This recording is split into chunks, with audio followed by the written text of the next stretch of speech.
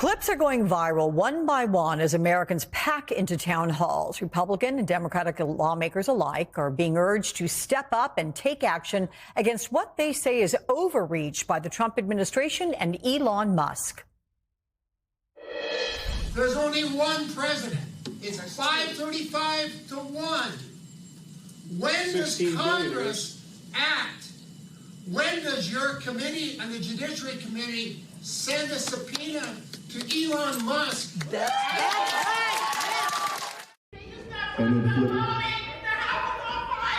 it. He just asked me about it. He just asked me about that. Well, that town hall was hosted by my next guest, Democratic Representative from Maryland, Glenn Ivey. He sits on the Appropriations and Ethics Committees. Welcome, Congressman. Glad to have you here. You've actually participated in multiple town halls this week, including one just yesterday. The House is on fire.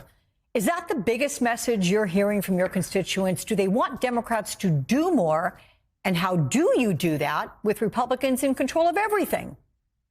Yeah, I mean, I think that's part of what we're hearing. I mean, I think there's a lot of anger. There's a lot of confusion, and rightly so. I mean, I share that anger. And not only are they just focusing on the government employees, people being fired after decades of excellent service to the country, but some of the issues that you all were just talking about and the things leading up to that, you know, the apparent consolidation of power by Trump by sort of intimidating whether it's judges, whether it's congressional Republicans, whether it's law firms, the media. I mean, he's launching sort of a really across the board attack on anybody or anything that could be a counterweight to his power. So I think you're hearing that concern, and rightly so. I think we have to do everything we can, Democrats in Congress, but and also beyond, in the courts included, to make sure we're pushing back and fighting him. Because to the extent we give him an inch, he's going to keep taking a mile. And I think that's been demonstrated in the past week since the Friday vote a week ago on the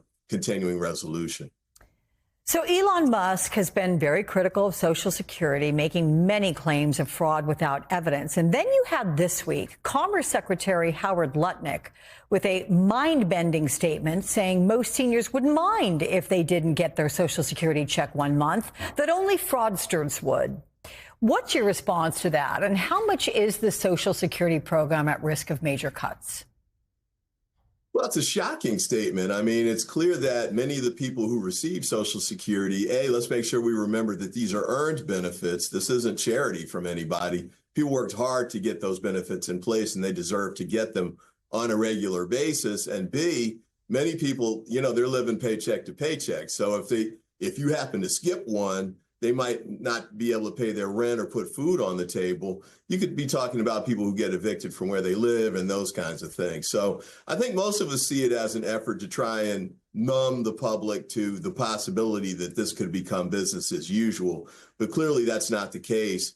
And, you know, I think that's true across the board. You know, some of the things you all were just talking about, like the chilling effect on lawyers, Trump's speech before the Department of Justice, the attacks on FBI agents and other government employees that participated in January 6 prosecutions. All of that stuff is scary and dangerous. And don't forget, you know, the attack on individual people, especially working class people, with the tariffs and other things that are negatively impacting their bottom line, taking money out of their pocket so they can use it for a $4 trillion tax cut for, Elon Musk and his friends down the road.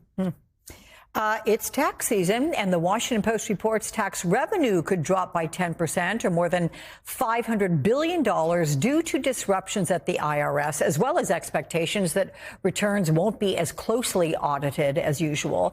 So the Treasury Department denied this report. But is this the kind of efficiency and cost saving that DOJ promised? Yeah, it's clear that they're really not after efficiency. It's clear they're trying to just make cuts. They have separate agendas for it. The largest one, though, is to find dollars for the tax cuts that I just mentioned a moment ago. But this is another effort to try and reduce the ability to collect taxes, especially from very wealthy individuals. We've seen this in action for a couple of years. Congress passed during the first term of the Biden administration additional funding so we could hire more agents so they could do more audits of the complex returns that wealthier people are filing, or major corporations.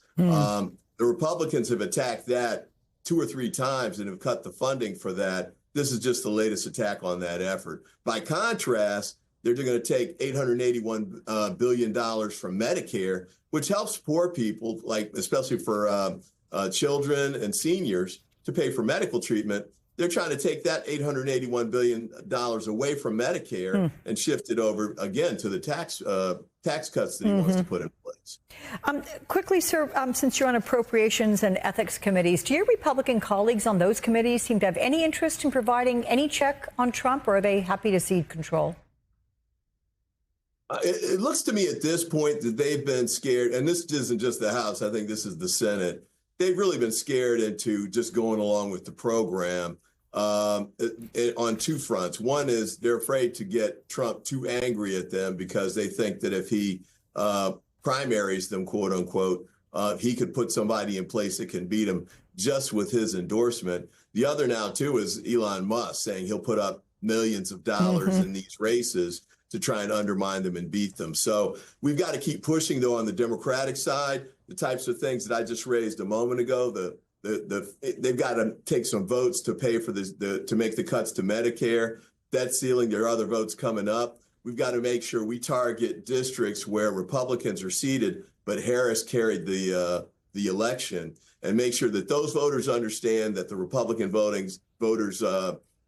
Republican members of Congress that they put in place are voting against their best interests, and we've got to try and take those seats back in 2026. Okay.